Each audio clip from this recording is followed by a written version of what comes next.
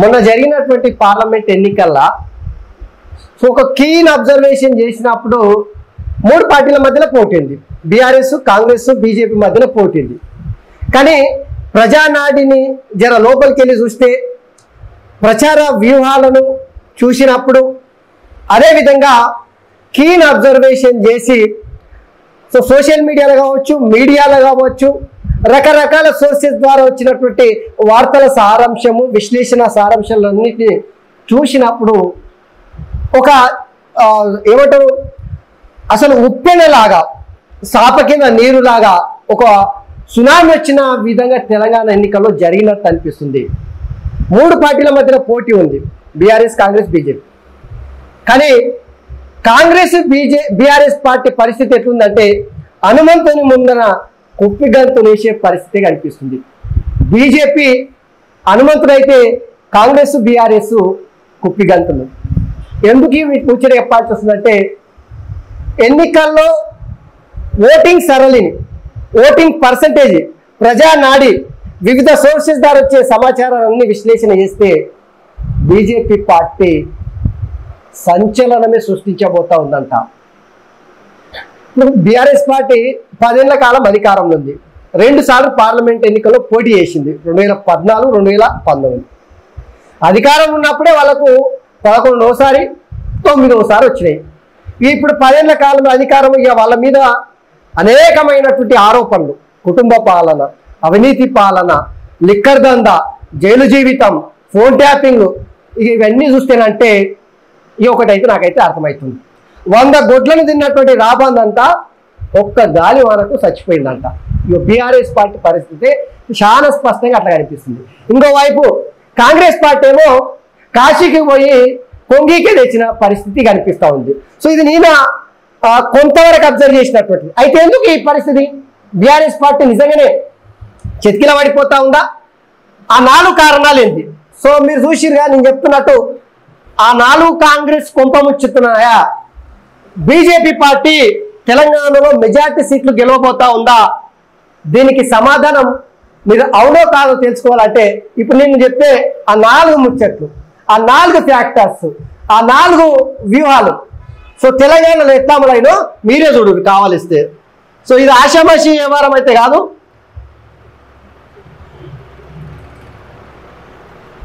ఒకటి చాలా కీన్గా అబ్జర్వ్ చేసినప్పుడు మీకు అర్థమవుతుంది, బీఆర్ఎస్ పార్టీ ఇందులో లెక్కనే లేదు అసలు. ఆడ బీఆర్ఎస్ పార్టీ పరిస్థితి ఎన్నికలు పోతే నువ్వు, ముందులో పోతే గొయ్యి. ఆ పార్టీ అన్ని పార్లమెంటు స్థానాల 3వ స్థానం ఉండే పరిస్థితి కనిపిస్తుంది. కాంగ్రెస్ పార్టీ బీజేపీ పార్టీ మధ్యలో పోటీ జరిగింది. కానీ పోటీలో నిలిచేది ఎవరు? ఇక మీరే డిసైడ్ కాదు. నేను చెప్పే ముచ్చట చూసిన తర్వాత మీరే డిసైడ్ అవుతారు. ఒకటి, ఓటింగ్ శాతం పెరగడం. సో ప్రధానంగా 2014తో 2019తో పోల్చినప్పుడు 2019లో ఎంత ఓటింగ్ నమోదైందంటే కేవలము 62.77% మాత్రమే నమోదైంది. ఎప్పుడు ఇది? 2019లో 62.77%. దానికి మించి ఈ పార్లమెంట్ ఎన్నికల్లో 65.67%, అంటే ఆల్మోస్ట్ మీరు చూడండి ఒక 3% ఓటింగ్ పెరిగింది. ఈ పెరిగిన ఓటింగ్ ఖచ్చితంగా ఎవరికి ఉంటుంది? మీరే చెప్పరు. ఎవరికి ఉంటుందో తెలవాలంటే మనము ఈ 4 అంశాలకు సంబంధించి తెలుసుకోవాలి. 3% పెరిగింది కదా పార్లమెంట్ ఎన్నికలలో గతంతో వచ్చినప్పుడు. మరి ఈ పెరిగిన ఓటింగ్ శాతం ఎక్కడ ఉంటుంది? సో ఇది తెలవాలంటే అసలు పార్లమెంట్ ఎన్నికల్లో తెలంగాణలో మొత్తం కూడా ఓటింగ్ పర్సెంటేజ్ ఎందుకు పెరిగింది అనేది తెలవాలి. అది తెలవాలంటే రెండవది, ఓటింగ్ శాతం పెరిగినప్పుడు బీజేపీ పార్టీకి అనుకూలిస్తా లేదనేది లాస్ట్ చెప్పినప్పుడు మీకు అర్థమవుతుంది. ఇక బీఆర్ఎస్ బాగా వీక్ కావడం, ఇది అయితే బీఆర్ఎస్ పార్టీ కార్యకర్తలు కావచ్చు, లీడర్లు కావచ్చు జీర్ణించుకోలేనటువంటి అంశం. ఏ ముచ్చటగా ఆ ముచ్చట, అంతే కదా. ఎందుకు ఇంత వీకెండ్? కేసీఆర్ అధికారం కల్లాస్ అయిపోయింది, బోర్ల బొక్కల పడ్డాడు అధికారం కోల్పోయిన తర్వాత. ఇక బోర్ల బొక్కల పడ్డ తర్వాత బీఆర్ఎస్ పార్టీ పెట్టుకుని జాతీయ స్థాయిలో మొత్తం ఏదో తిప్పేస్తా, మరలేస్తా, ఎల్లెలికలేస్తా, బోర్లేస్తా, ప్రపంచాన్ని చుట్టేస్తా, చంద్రమండలి కోత నక్షత్రాల మీద ప్రయాణం చేస్తా అని చెప్పుకోవచ్చుగా. ఆ పప్పులు ఏమి ఉడకలేదు. ఇక కేసీఆర్ పైన ఆశలు మొత్తం సన్నగిలిపోయినాయి. ఇక ఇది రెండో ఫ్యాక్టర్. దీనికి తోడు కుటుంబ పాలన, అవినీతి పాలన, కాళేశ్వరుల అవినీతి, మిషన్ కాకతీయ, మిషన్ భగీరథుల అవినీతి, లిక్కర్ స్కామ్ల బిడ్డ ఏలు పెట్టడం, రియల్ దందాలు, భూమాఫియాలు, ఇక చెప్పుకుంటూ పోతే రాబందుల్లాగా వచ్చి తెలంగాణ మీద వాలినట్టే బీఆర్ఎస్ పార్టీ వాళ్ళ పరిస్థితి అయింది. ఇక అందుకనే కేసీఆర్ని ఎవ్వరు నమ్మే పరిస్థితుల్లో ఇప్పుడు లేరు. ఇక కాంగ్రెస్ పార్టీ పరిస్థితి, సో బీఆర్ఎస్ పార్టీ పరిస్థితి ఎట్లుంది కదా, ఈ కాంగ్రెస్ పార్టీ పరిస్థితి ఎట్లుందంటే, కాంగ్రెస్ పార్టీవి అనేక హామీలను అసెంబ్లీ ఎన్నికలప్పుడు అనేక హామీలను డిసెంబర్ 9 తారీఖు ప్రమాణ స్వీకారం చేసుడే, రైతులకు రుణమాఫీ చేసుడే, 6 గ్యారెంటీల అమలు చేసుడే, సంక్షేమ పథకాలు అద్భుతంగా అమలు చేస్తామని చెప్పిన తీరు ఆ తర్వాత అమలు కాకపోవడం, కొన్నింటిని మాత్రం అమలు చేయడం, రుణమాఫీ కాకపోవడం, మళ్ళీ రుణమాఫీ విషయంలో ముఖ్యమంత్రి రేవంత్ రెడ్డి ప్లేటు ఫిరాయించడం, మళ్ళొక డేట్ చెప్పడం, దేవుళ్ళ మీద ప్రమాణ స్వీకారం చేయడం. సో ఇవన్నీ కాంగ్రెస్ పార్టీకి నష్టం చేయడానికి పనికొచ్చినాయి. అయితే ప్రధానంగా కాంగ్రెస్ పార్టీ పైన ఆశలు సన్నగిల్లడానికి ఏంది కారణాలంటే, ఒకటి ఇండియా కూటమి మీద ఆశలు లేవు. బీజేపీ పార్టీ ఎన్డీఏ కూటమి, ఇండియా కూటమి రెండు వైపులా పెడితేనంటే ఎవరిని చూస్ చేసుకున్నారంటే ఆ మాత్రం ఎన్డీఏ వైపు బీజేపీ వైపే పోతున్నారు అంతా. ఎందుకంటే ఎన్డీఏ కూటమిలో బలమైనటువంటి చరిష్మ కలిగినటువంటి ప్రజా ఆకర్షణ కలిగినటువంటి లీడర్ ఎవరు లేడు. కేజ్రీవాల్, మమతా బెనర్జీ, అఖిలేష్ యాదవ్, తర్వాత స్టాలిన్, రాహుల్ గాంధీ, అమ్మ చెప్పుకుంటూ పోతే శాటభారతం అంటున్నారు వాళ్ళంతా. అందరు ప్రైమ్ మినిస్టర్ క్యాండిడేట్ ఎవరు కాదు. ఇక దాంతోనే సన్నగిల్లింది. ఇక విపరీతంగా హామీలు కాంగ్రెస్ పార్టీ విపరీతంగా అమలుకు నోచుకునేట్టు ఉచిత హామీలు, ఆడ బడ్జెటే లేదు, గిస్క తినాలి కపిష్టతో.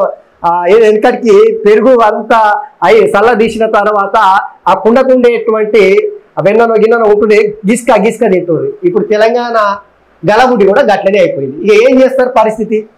సో ఆ హామీలు అమలు చేయడానికి వీల్లేనటువంటి పరిస్థితి ఉంది. దాంతోనే కాంగ్రెస్ పార్టీ మీద ఆశలు సన్నగిల్లి. దీనికి తోడు రాహుల్ గాంధీకి ప్రధానమంత్రి అయ్యేటువంటి ఆ చరిష్మ కానీ ఆ యోగ్యత కానీ ప్రధాని నరేంద్ర మోడీ ముందల తేలిపోతున్నారు. ఏం చేస్తాం చెప్పురి. ఈ విషయంలో ఎవ్వరు ఏం చేయలేనటువంటి పరిస్థితి. సో కాంగ్రెస్ పార్టీ పరిస్థితి ఇగో గిట్లా అయిపోయింది. అందుకనే ఇక మోదీ చరిష్మ బలంగా ఉందా లేదా ఈ ముచ్చట తెలిస్తే ఇక తెలంగాణలో పార్లమెంట్ ఎన్నికల్లో బీజేపీ ఎన్ని గెలుస్తుంది, ఎన్ని ఓడుతుంది చాలా క్లారిటీ వచ్చేస్తుంది మీకే కదా.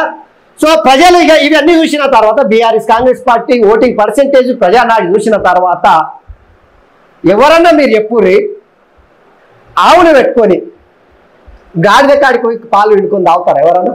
తాగారు కదా. ఇవో మోదీ చరిష్మా దేశవ్యాప్తంగా బలంగా ప్రబలంగా ఉండడం, అయోధ్య రామ మందిరం నిర్మాణం చేయడం, దానికి తోడు అయోధ్య రామ మందిరంతో పాటు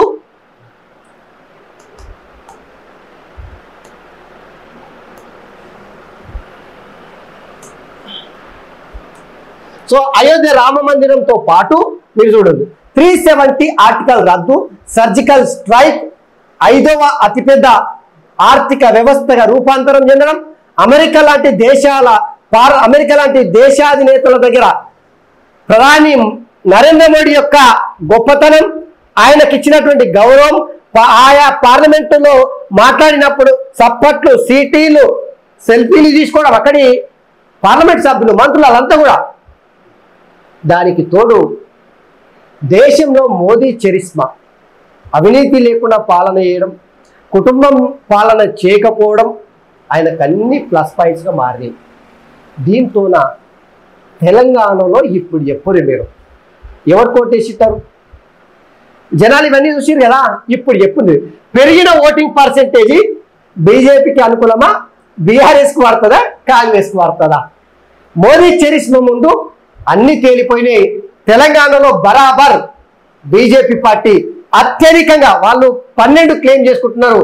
నేను 12 వస్తాయా 14 వస్తాయా చెప్పను, కానీ ఖచ్చితంగా కాంగ్రెస్ పార్టీ కన్నా ఎక్కువ సీట్లు బీఆర్ఎస్ పార్టీ గంగలు కలిసిపోయే విధంగా బీజేపీ పార్టీకి అయితే సీట్లు గెలవబోతుంది.